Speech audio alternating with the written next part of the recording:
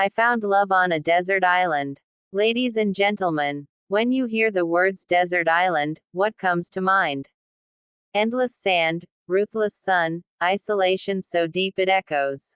A place where time feels stranded, where survival is the only agenda. We imagine fear, hunger, loneliness. We imagine a test of the body. But I am here today to tell you something unexpected. On a desert island, I did not just learn how to survive, I learned how to love. This is not a fairy tale about palm trees and sunsets, though there were many. It is not a fantasy where hardship politely steps aside. It is a story about how love can grow in the most unlikely soil, how connection can bloom where comfort disappears, and how the human heart, when stripped of noise and distraction, remembers what truly matters.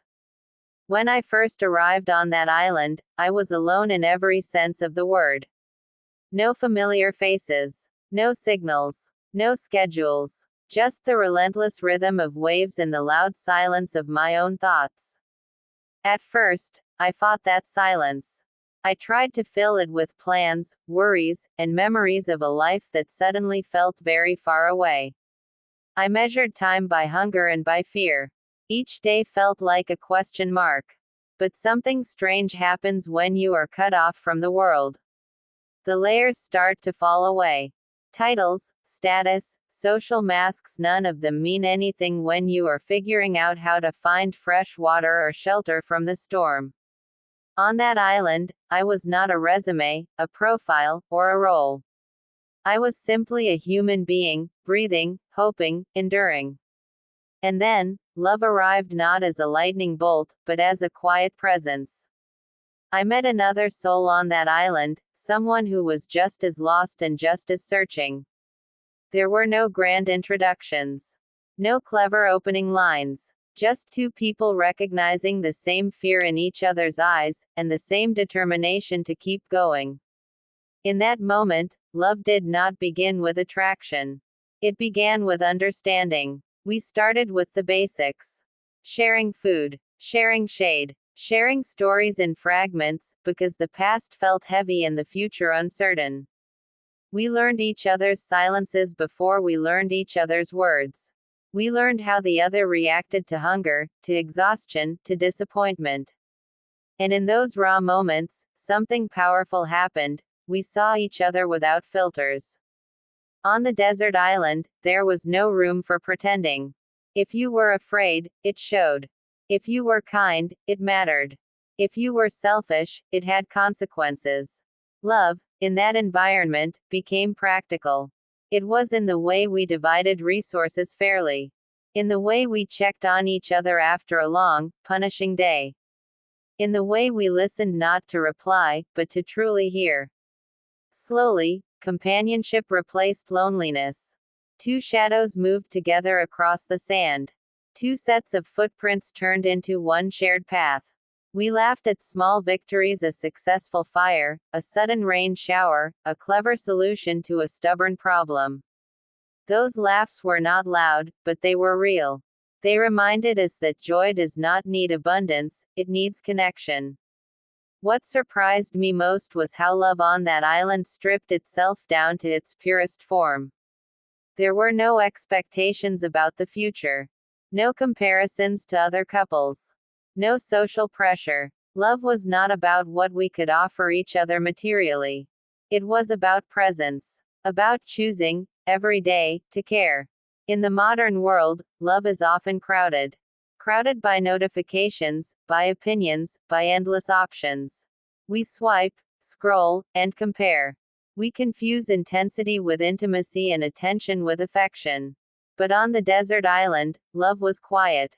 And in that quiet, it became strong. We learned patience because impatience could cost us everything.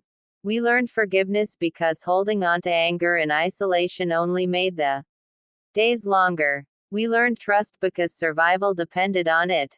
And in learning these things, love stopped being an emotion we felt and became a practice we lived. There were difficult days when the sun felt too harsh and hope felt too thin. Days when fear whispered that rescue might never come. On those days, love was not poetic. It was sitting beside each other in exhaustion.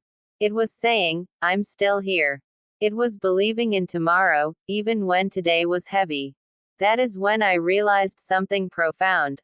Love is not about escaping hardship, it is about facing hardship together. The desert island taught me that love does not need perfect conditions. It needs honesty. It needs courage. It needs two people willing to be vulnerable at the same time. When everything else is taken away, love remains not because it is fragile, but because it is essential. Eventually, the thought of rescue shifted from being the only dream to being just one possible future. Because even in isolation, we had built a small world of our own. A world where we mattered to each other. A world where days had meaning because they were shared. And that is perhaps the greatest lesson the desert island gave me. Love is not a destination we arrive at when circumstances are ideal. Love is a choice we make when circumstances are hard. When we were finally rescued, we did not leave the island empty-handed. We carried with us a deeper understanding of what it means to connect. We carried patience shaped by waiting, gratitude sharpened by scarcity, and a love forged in truth. Back in the noise of civilization, it would have been easy to lose that clarity. To let distractions dull the lessons. But the island changed me. It taught me that love is not found in grand gestures or perfect timing. It is found in shared struggle, mutual respect, and unwavering presence.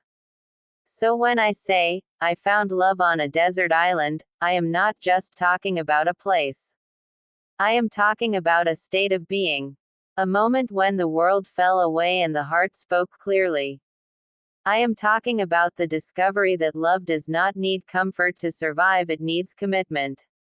And perhaps that is the message I want to leave with you today. You do not need to be stranded on an island to learn this lesson. You only need the courage to be present, the humility to be honest, and the willingness to walk beside someone not just when the path is easy, but when it is uncertain. Because if love can grow on a desert island, it can grow anywhere. Thank you.